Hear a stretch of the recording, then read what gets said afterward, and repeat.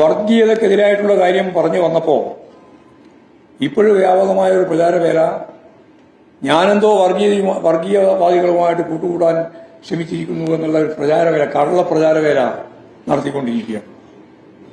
ചരിത്രത്തിന്റെ ഭാഗമായിട്ട് പഠിക്കണം, കാണാനും തയ്യാറാവണം. അങ്ങനെ അല്ലാതെ വരുമ്പോഴാണ് ഇത്തരത്തിലുള്ള പ്രശ്നങ്ങൾ ഉയർത്താൻ UDF-ന് അനുകൂലമായ ചില നിലപാടുകൾ സ്വീകരിക്കാൻ മാധ്യമങ്ങളിൽ തന്നെ ചിലർ ശ്രമിച്ചിട്ടുള്ളത് എന്ന കാര്യം, പ്രത്യേകിച്ച് മീഡിയ വണ്ണിനെ പോലുള്ള ആളുകൾ ശ്രമിച്ചത് എന്നത് വളരെ വ്യക്തമായ പകൽ വെളിച്ചം പോലെയുള്ള സത്യമാണ്. ഞാൻ സൂചിപ്പിച്ച ഒരു കാര്യം, അടിയന്തരാവസ്ഥ എന്നത് അർദ്ധഫാസിസത്തിന്റെ ഭാഗമായിരുന്നു. പാർലമെന്ററി ജനാധിപത്യ സംവിധാനം പൂർണ്ണമായിട്ട് ഇല്ലായ്മ ചെയ്തു. നാവടക്കൂ പണിയെടുക്കൂ എന്ന മുദ്രാവാക്യമാണ് നടപ്പിലാക്കിയത്. ജനാധിപത്യ അവകാശങ്ങളൊന്നും ഇല്ലായിരുന്നു.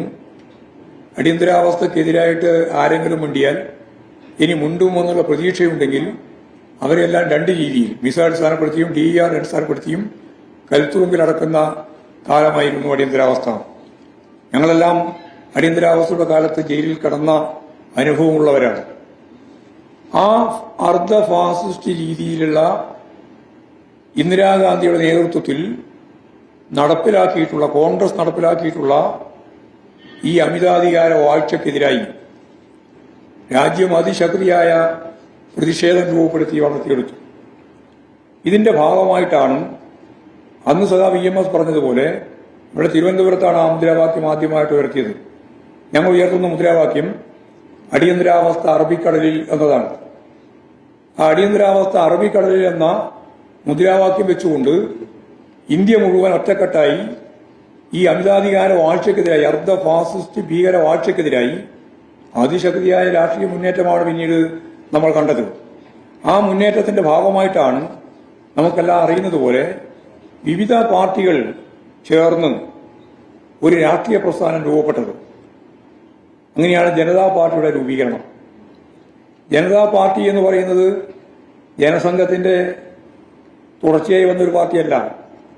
വിവിധ പാർട്ടികൾ, സോഷ്യലിസ്റ്റുകാർ, ജനാധിപത്യവാദികൾ, അതുപോലെ തന്നെ ജഗജീവൻ രാമന്റെ CFD, സോഷ്യലിസ്റ്റ് പാർട്ടി, സ്വതന്ത്ര പാർട്ടി, ജനസംഘം ഉൾപ്പെടെയുള്ള പാർട്ടികളെല്ലാം ചേർന്ന് ഉണ്ടായ ഒരു പാർട്ടിയാണ് യഥാർത്ഥത്തിൽ ജനതാ പാർട്ടി. വിവിധ വിഭാഗങ്ങൾ, ഗ്രൂപ്പുകൾ, പാർട്ടികൾ എല്ലാം ചേർന്നുണ്ടായ ഒരു പ്രസ്ഥാനമാണ്. ഈ ജനതാ പാർട്ടിയിൽ വ്യത്യസ്ത ധാരകളുണ്ടായിരുന്നു എന്ന് ഞാൻ പറഞ്ഞു. ആ ധാരയിലാണ് ജനസംഘം ഉൾപ്പെട്ടിരുന്നത്.